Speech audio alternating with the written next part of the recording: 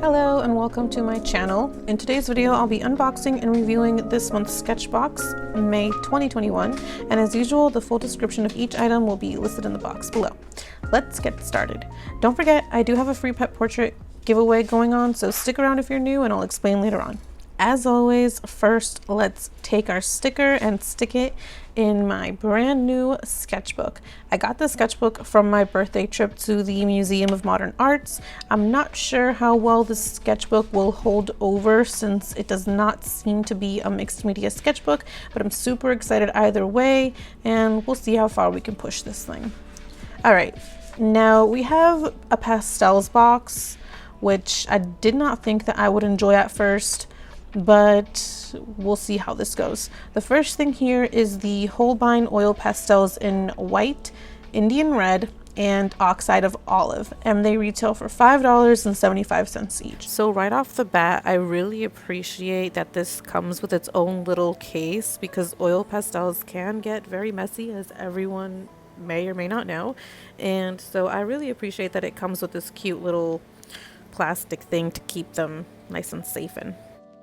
They're very smooth and cream-like, kind of like a fresh stick of cold butter, if that makes sense. Like, they feel smooth, but at the same time they're more firm, and they seem to go nicely on the page. The blending was a little weird between these colors, but I'm new to pastels, so maybe that's my fault. Maybe I just didn't push down hard enough or add enough pressure. Next is the Sennelier oil pastels. It's probably not pronounced right, in English gray and coral, and they retail for $4.90 each, and these were actually designed in a collaboration with Picasso, so that really got the idea train going. In this box we also have a Derwent Lightfast colored pencil in wild lavender that retail for $5.30, and the Caran d'Arche Pablo pencil in charcoal gray, probably mispronounced that one as well, and it retails for $2.90. So I really liked these, and they ended up being a lot better for making details than this color shaper that retails for $8.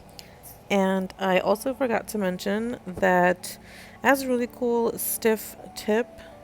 I guess it's like for making scratchy details, and this is a SketchBox signature, so that's always fun. And lastly, for our surface, we have the Frederick Cantone canvas panels in gray. They are 4 by 8 inches, and they are 3 pieces, which retail for $8.50. Okay, so before I go into what I'm making, I want to mention my channel has reached 300 subscribers, and I am currently hosting a free pet portrait giveaway on a 6-inch round panel. So go check out my SketchBox special edition pet box video for more information. Basically, just watch the video and comment what kind of dog you have, and leave me a like too if you would not mind. The giveaway ends on May 4th, and I'll link that video down below. All right. So immediately when I saw that we had pastels, I wanted to do a Pablo Picasso inspired piece because he is still fresh on my mind from when I saw some of his pieces at MoMA, and I'll insert some photos here. So the first thing that came to my head was a Picasso inspired Hey Arnold portrait, which I am fully 100% committed to making, so be on the lookout for that short coming soon to YouTube near you. Anyhow, I then realized I should probably try to learn a little something before I just jump full on into creating a nostalgic masterpiece. So I looked up one of my favorite pastel artists by the YouTube name of Black Bean CMS. I first came across him on TikTok, and I absolutely love his style, so I watched his tutorial of how he blends oil pastels and felt pretty comfortable, so decided to give it a try, and that's how we got here. The English gray and coral pastels are so satisfyingly soft. It's insane. I almost cannot believe it costs less than the Holbein, but I like the saturation that came with the Holbein oil pastels. The colored pastels also worked much better for detail and adding structure than that color shaper brush, and they're cheaper, and I liked how the charcoal gray adds a really nice darkness, although at first when I was using it to sketch I felt really skeptical about it even being able to mix in with the oil pastels. And they do mix very nicely, might I add. I was instructed to press super hard, and that really did cover a lot of surface. I really do look forward to playing with these more, because at first I felt like I was going to hate this box because I hate how messy pastels can be and how it feels like I'm coloring with a lipstick. But that tutorial, along with these good quality pastels, really made me change my mind by the end of this whole video. I will link the tutorial that I'm talking about in the description box.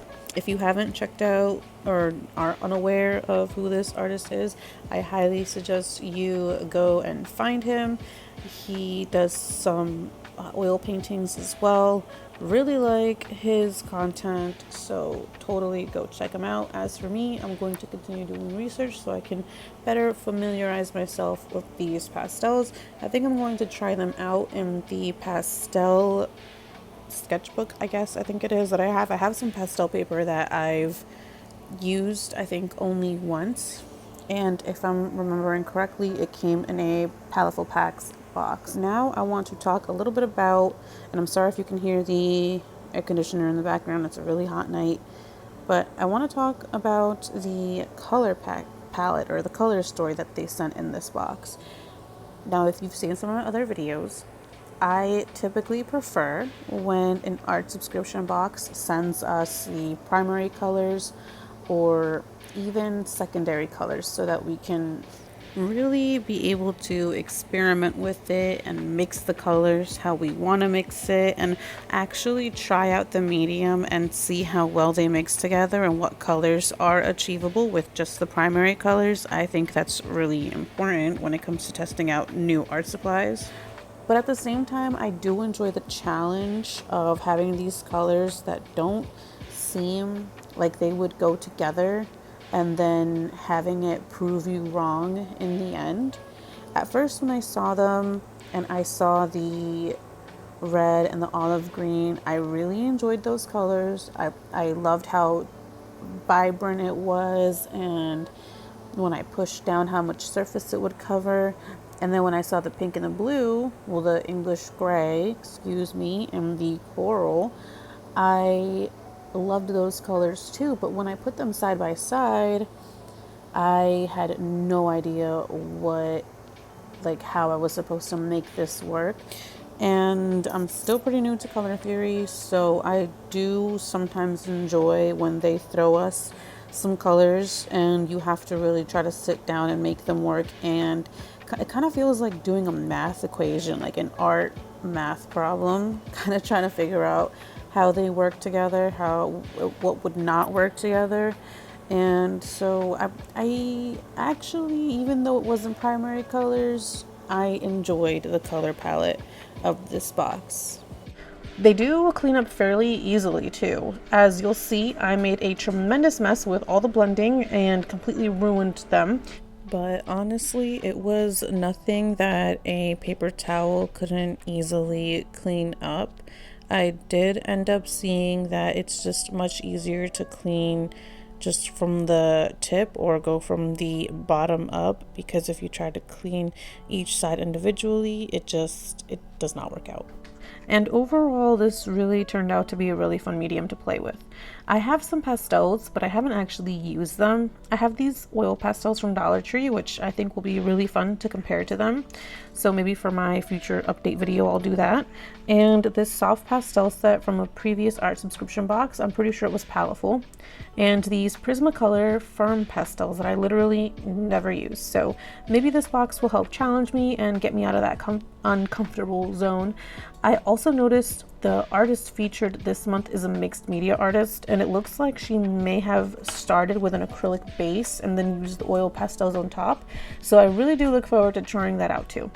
Anyhow, that's all that I have for this video at this time.